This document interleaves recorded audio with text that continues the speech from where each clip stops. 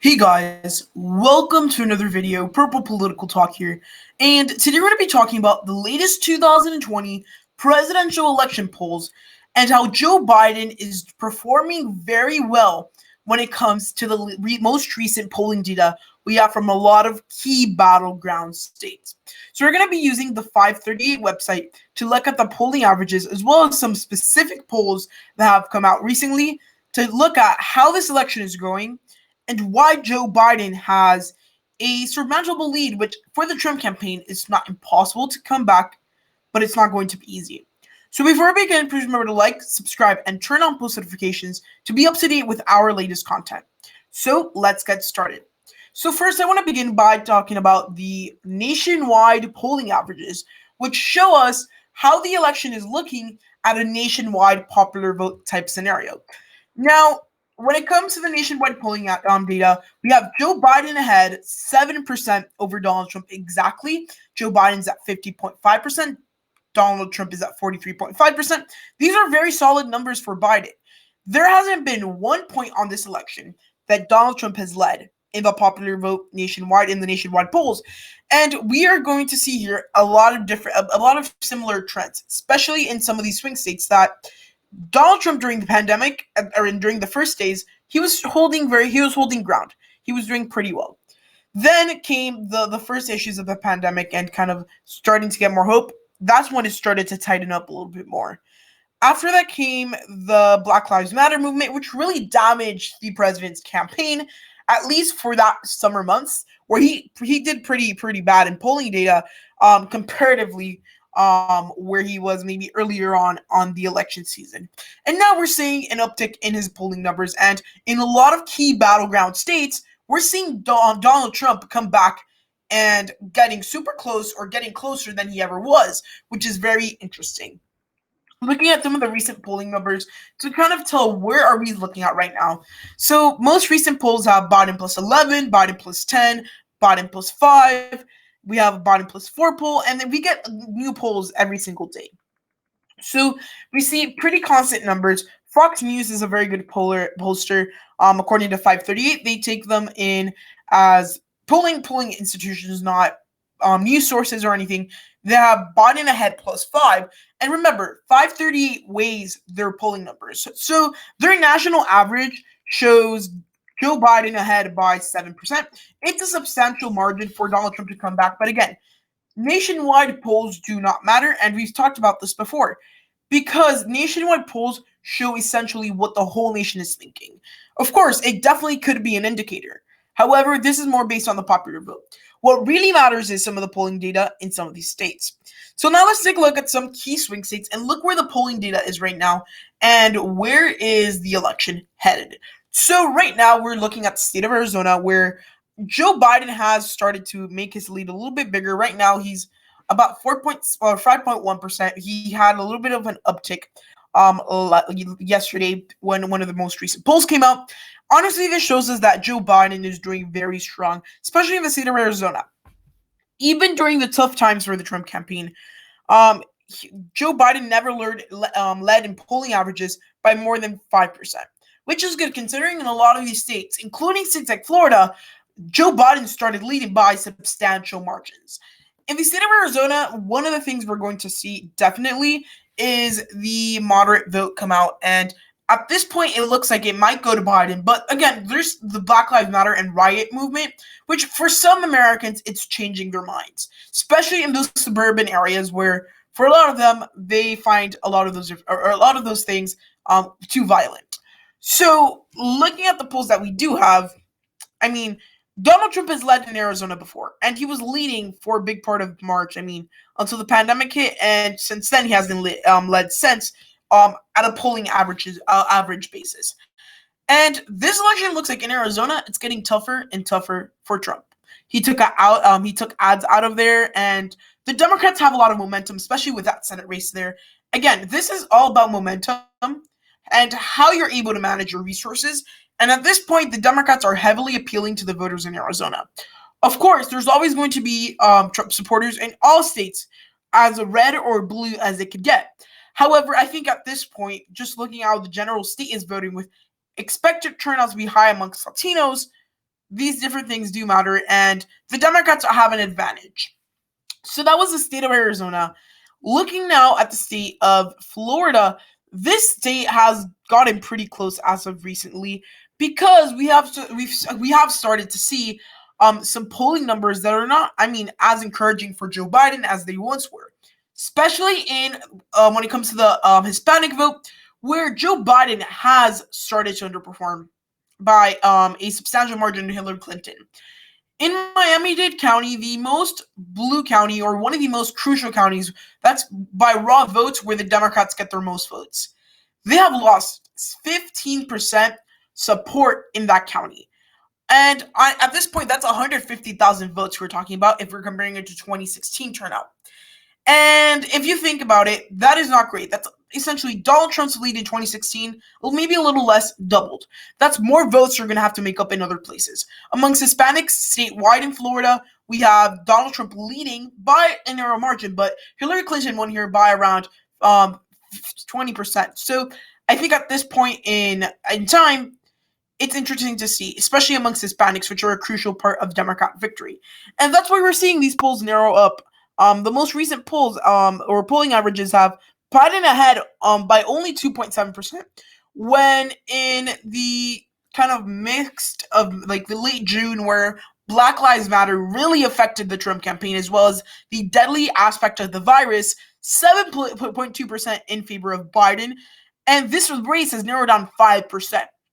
And when it comes to getting to election day, I'm not sure if it will go back for Trump, if it would get better, or will it stay constant like it is now. But those numbers amongst Hispanics, I would say, are worrying for the Biden campaign because, again, 150,000 votes, just in Miami-Dade County, and there's other counties out there. That's a lot of ground to make up. And right now, it's a very interesting state to look at. Most recent poll has Biden headed by 2, Biden headed by 3, Biden headed by 5, Trump +1 even in a Marist poll, which a lot of people believe Marist is one of the better pollsters out there. It's the highest rated pollster in, or one of them, according to 538. And they have Trump ahead by 1, or even a couple days ago. And again, this also came in with a wave of the Hispanic poll, which really did show that Joe Biden might not have it as easily as he thought maybe in the state of Florida. And honestly, it's not only in Florida, but in many states nationwide where I think that Joe Biden is not focusing on certain areas. Joe Biden is doing very well when it comes to the Midwest. Again, compared to where it went in 2016 and all of that. And honestly, that shows because he is focusing on the Midwest.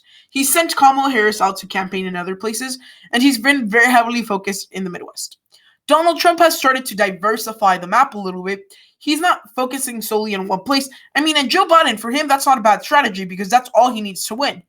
However, Donald Trump has that advantage in that sense because he's diversifying the map just in case something goes wrong. They're both good strategies, but that's where we're seeing some polling numbers slip in certain areas of the country for Joe Biden, example in the state of Florida. So the state of Florida is interesting. The state of Georgia is actually also very interesting. At this point, this state is very close, and it's been very tight for a big part of election season. Donald Trump, when he has led, it's been by pretty little, at least from June to where we are today. And when it comes to Joe Biden, he was leading in Georgia in the middle of the death tolls rising and the Black Lives Matter movement. That time frame was when we saw Joe Biden leading. Right now, Donald Trump's ahead 47.3% to Biden's 45.6% in the state of Georgia. And this is a crucial state for Trump to win. If Trump does not win the state of Georgia, he cannot win the election. If you look at his pathways, start locking up, and it would give the election to Joe Biden. It's a 2-point margin of victory, but I think, honestly, that margin could be a lot closer if Donald Trump's not careful and he doesn't go campaign in Georgia. The most recent poll, they don't have a rating for this pollster, +1 for Biden. Morning Consult, well-known pollster. They have a very big sample size, +2 for Trump. We had a Landmark Communications poll with only a 500, so that's not a great sample size. Trump +7. So we're seeing a lot of these polls, and of course we have our Biden and Trump polls. We're seeing a lot more Trump polls, and that tells us that he's leading. However, the amount of Biden polls here must be worrying for some Republicans because at this point, Joe Biden wins the state of Georgia. it's game over for Republicans in the Electoral College. So honestly, at this point in time, I mean, the Republicans have a lot of ground to make up, and we're gonna be able to notice that. I mean, let's look at other states. Let's take a look at the state of Michigan. Very crucial state when it comes to polling averages, and whoever wins the year is very likely to win the election. It's going to be a big part of it because Donald Trump needs to win one of these Rust Belt states to have an absolute chance of winning. If not, he can't win. The paths are locked up. Right now, we have the biggest poll that we have leading, I guess, for Biden. He's leading by now by some of the biggest polling averages. He was leading in Michigan by 10, again, in the middle of June, but now it's only up to 6.7. RCP takes into account other polls. This is not RCP, this is 538, but RCP, Real Clear Politics, has Michigan plus 2% for Trump because they usually weigh a lot more of the smaller posters. But at this point, 6.7% for Biden in Michigan, very strong numbers. These are numbers that realistically show that these seats are almost locked up. They're in the likely margin. That's a big amount of percentage of the vote or sample size for Biden. And just looking at the most recent polls, all of them have Biden ahead. Biden plus 7, Biden plus 9, Biden plus 10. All of this shows us that he has a consistent lead, which really helps him out. A couple of weeks ago, we had a big Republican poll that moved the average a little bit more to the right. However, Joe Biden is still leading, and he's leading by a bigger margin than ever before. So, I mean, at this point, it's a very big trend that we're seeing. Joe Biden is doing very well. Let's take a look at another state. Minnesota, they don't have as much polling from here, but there was a point where Joe Biden led by 10%, a very substantial margin. At that worst time for Trump, he was leading by 11%. Those are numbers that Trump does not want to repeat. Donald Trump started catching up as we started to get some Republican polls plus 5, and he's dove again back to 7.7%. So at this point, these are some really strong numbers for Biden, plus 7.7%. In a state where a lot of people think there's a lot of more conservatives and voters that want to vote for Republicans. And at this point in time, this race has kind of already gone downhill for Trump. Winning Minnesota might not be in the books.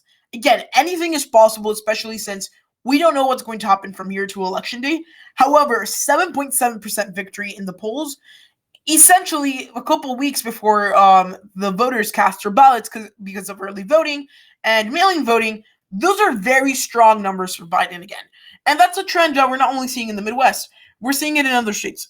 I want to take a look at the state of Nevada, for example. This is a state where a lot of people put it further into the Democratic column that the polling numbers do.